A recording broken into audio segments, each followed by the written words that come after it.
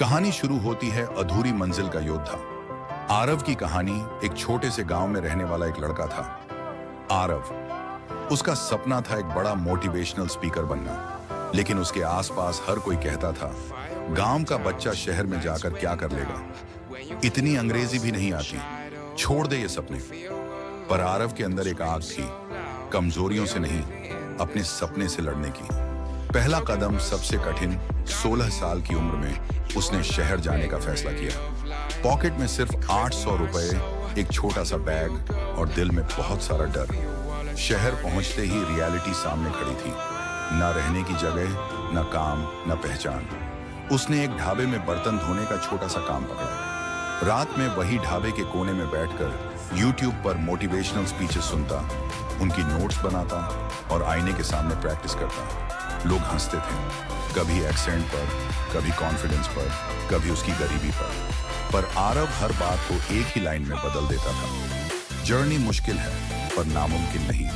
पहला मौका, एक दिन एक एनजीओ ने अपने इवेंट में फ्री स्पीकर्स को बुलाया। आरव तुरंत पहुंच गया। स्टेज पर चढ़ते ही हाथ कांप रहे थे, आवाज टूट रही थी। ऑडियंस भी मुश्किल से 10 लोग थे, पर उस दिन उसने दिल से बोला, अपने स्ट्रगल की कहानी, अपनी नाकामियां और अपनी उम्मीद। वो स्पीच वायरल नहीं हुई, लेकिन वहां बैठे एक स्कूल टीचर को उसके वर्ड्स छू गए। उन्होंने कहा, हमारे स्कूल में भी एक सेशन लेकर आओ। यही था उसका पहला छोटा सा मौका। न हार मानने की ताकत, धीरे धीरे आरव छोटे छोटे स्कूलों, कॉलेजों और इवेंट्स में बोलने लगा। कई बार लोगों ने बोलने से पहले ही रोक दिया, कई बार पैसे नहीं मिले, कई बार ट्रांसपोर्ट के लिए बस का किराया भी नहीं था।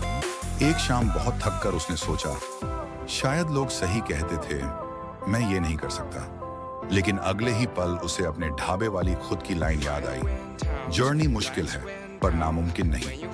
उस दिन उसने फैसला किया कि नतीजे चाहे कितने भी देर से आए, लेकिन हार वो नहीं मानेगा। टर्निंग पॉइंट, 2 साल बाद उसे एक बड़े यूथ फेस्टिवल में बोलने का मौका मिला।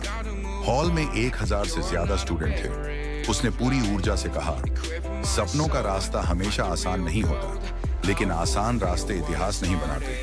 जो मुश्किल रास्तों पर लड़ते हैं, वही कहानी बनते हैं। उसकी स्पीच खत्म होते ही पूरा हॉल तालियों से गूंज उठा। उसी इवेंट के बाद उसकी वीडियो वायरल हो गई। वो ढाबे में बर्तन धोने वाला लड़का अब हजारों लोगों को इंस्पायर करने लगा।